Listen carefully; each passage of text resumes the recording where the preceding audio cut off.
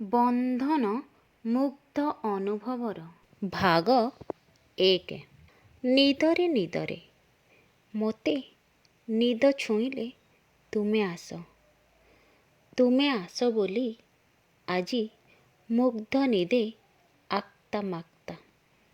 ଆସ ତୁମେ ନିଦରେ ନିଦରେ, ତୁମ ବାସ୍ନା ମୋ ଦେହ ଛୁଏଁ।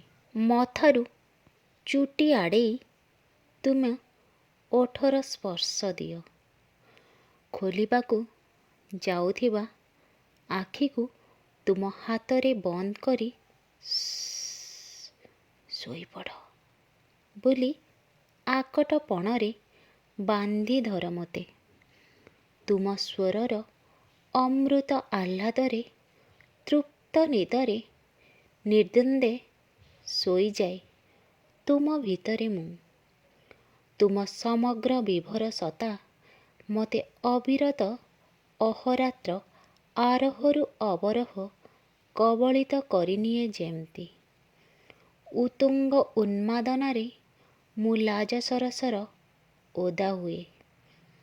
ଅସରାଏ ବଉଳର ଲୁବ୍ଧ ସୁରଭି ଚହଟିଯାଏ ଦେହ ମନ ମୋର। ଓଃ କି ଯନ୍ତ୍ରଣା! ଉଜୁଡ଼ିଯାଏ ସ୍ୱପ୍ନ ସବୁଜିମା ଘୋର ନିରାଶାର ଆକାଶ ତଳେ। ନା ତୁମେ ଥାଅ, ନା ଥାଏ ଅବୁଝା କାହାଣୀ। ଦୁଃଖର ବସ୍ତିରେ ମର୍ଯ୍ୟାଦାର ଲକ୍ଷ୍ମଣ ରେଖା ମୋତେ ଡାହାଳ କୁକୁର ପରି ଜଗି ରହି ଚାହିଁଥାଏ। ବେତାଳ ପରି ଝୁଲିପଡ଼େ ଭାବନାର ବଣିକ। ଜଘନ୍ୟ ଜହ୍ଲାଦଙ୍କ ସହରେ ତମ ସ୍ପର୍ଶକାତର ହାତଠୁ ମୁଁ ଥାଏ ଖୁବ୍ ଦୂରରେ। ଜଞ୍ଜାଳର ମଲା ନଈରେ ଡଙ୍ଗା ମୋର ପଡ଼ି ରହେ ପୁଣି ଏକ ଅନ୍ଧାର ଯାଏଁ। ଧନ୍ୟବାଦ।